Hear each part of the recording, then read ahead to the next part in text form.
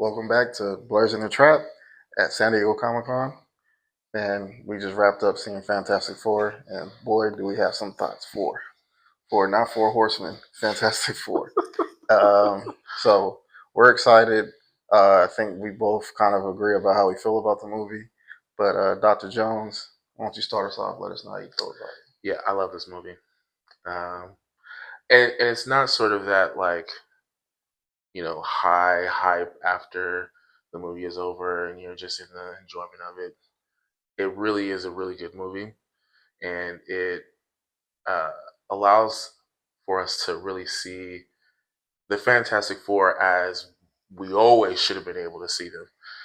I, and I think we've said it, like, it is now the best Fantastic Four movie that exists. Easily.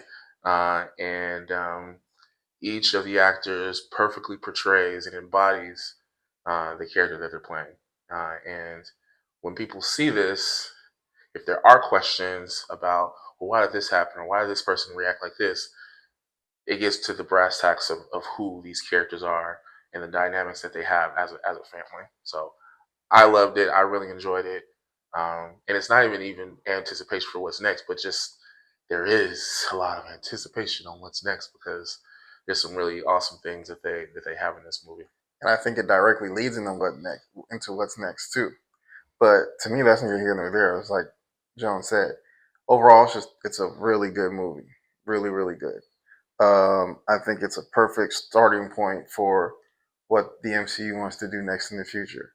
Um, Definitely paying like a loving homage to the history of the Fantastic Four, the history of Marvel Comics, and it's one of those movies where you kind of reminds you why you go to the movies, you know. And I just love this trend we're seeing right now where superhero films are going back to being like why we like reading comics as children, why we like reading comics now. It's just about selling hope, selling heroism, selling helping the people less fortunate than you. And it's the big thing about this film is why people like the Fantastic Four. It's about family. Family comes first, and your family can inspire you to do amazing things. So um, yeah, I really first reactions really enjoyed this movie. One of the better MC releases in the last few years. So, Dr. Jones, who are some of the characters that really stood out to you? Oh yeah, I would say probably uh, my favorite might very well be Johnny Storm, like, which is actually like I didn't really anticipate.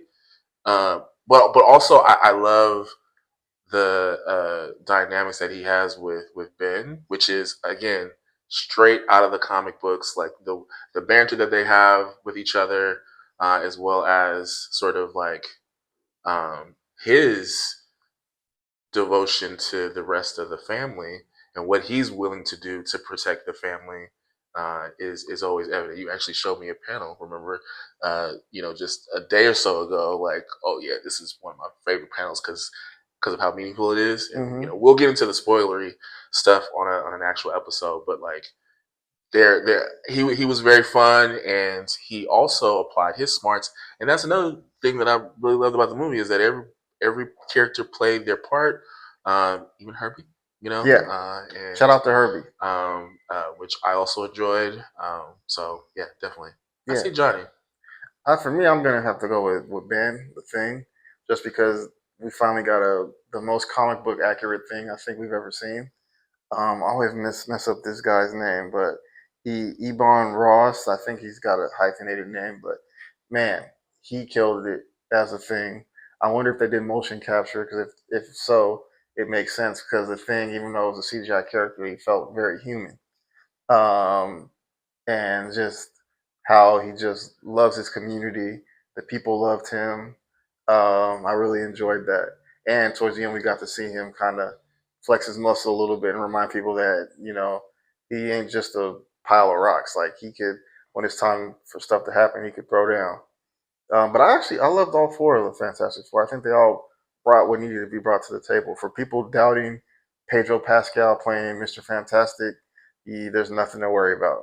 He, you've seen him play drastically different roles, but He inhabits Reed Richards very well, and you won't even be thinking it's Pedro Pascal playing him. You're just seeing Mr. Fantastic.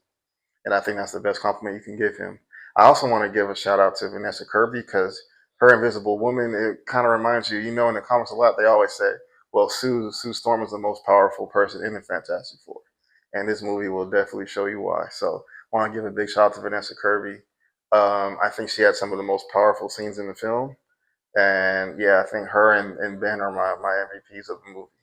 Yeah, I would 100% agree that Sue um, is definitely uh, the part of the team that steers, you know, and Reed has the brains and he makes all the plans and does the logistical things of figuring out what plan would probably work best.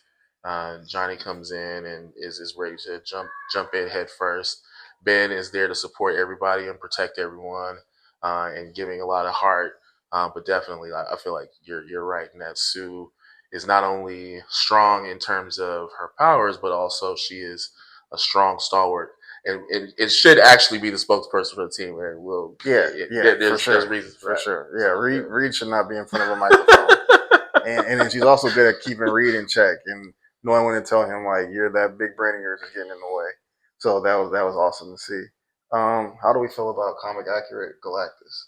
Yeah, no, yeah, I loved it, and I think that you know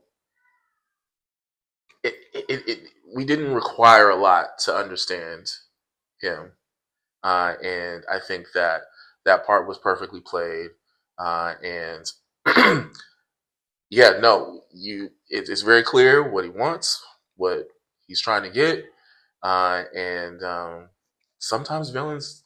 It's good when we have complex villains. I'm not saying that I don't love complex villains, but sometimes we just need a little simple villainy in our lives.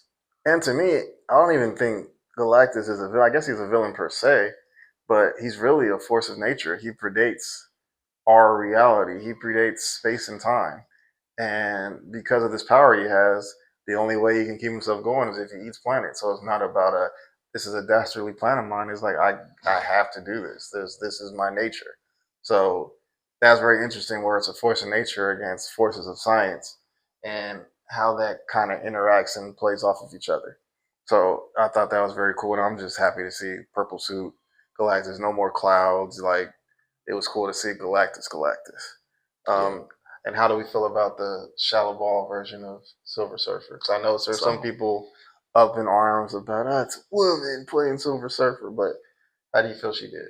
I think she did a good job, really Yeah, good job, and I think there are even behind the chrome exterior, you can still feel like some of the emotion that I have to do this job that I kind of don't want to do, and but I got to do it.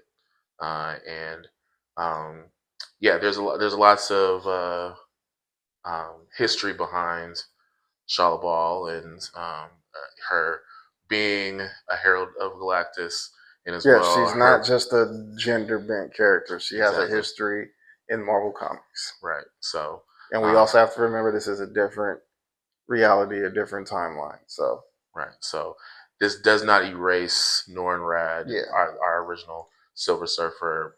He will likely exist or appear I could see in the him. future. I could see him coming sooner than later.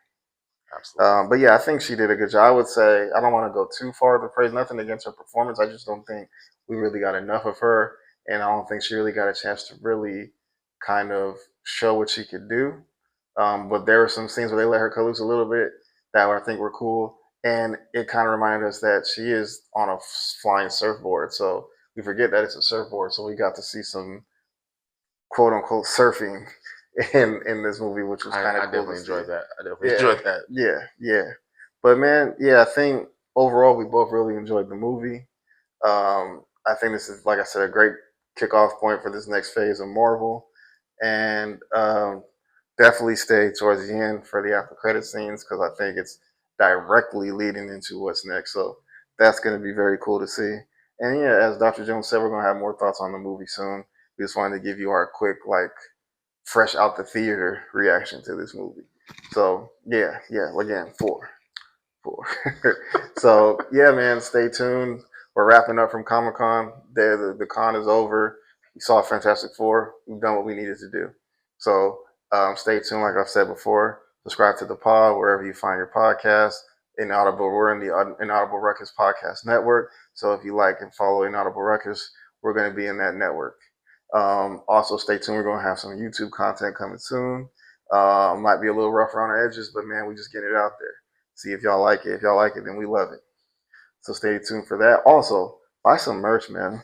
We got t-shirts. I was wearing my shirts all Comic Con weekend representing. So, inaudiblerecords.com/shop. That's where you can cop your shirts. Help some brothers out. Cop a t-shirt. Represent the gang. But, got any final thoughts, Dr. Jones? Nah, go see this movie. Yes, go see it now. You will not be disappointed. So, signing off. It's your boy Free. Dr. Jones. See y'all soon. Peace.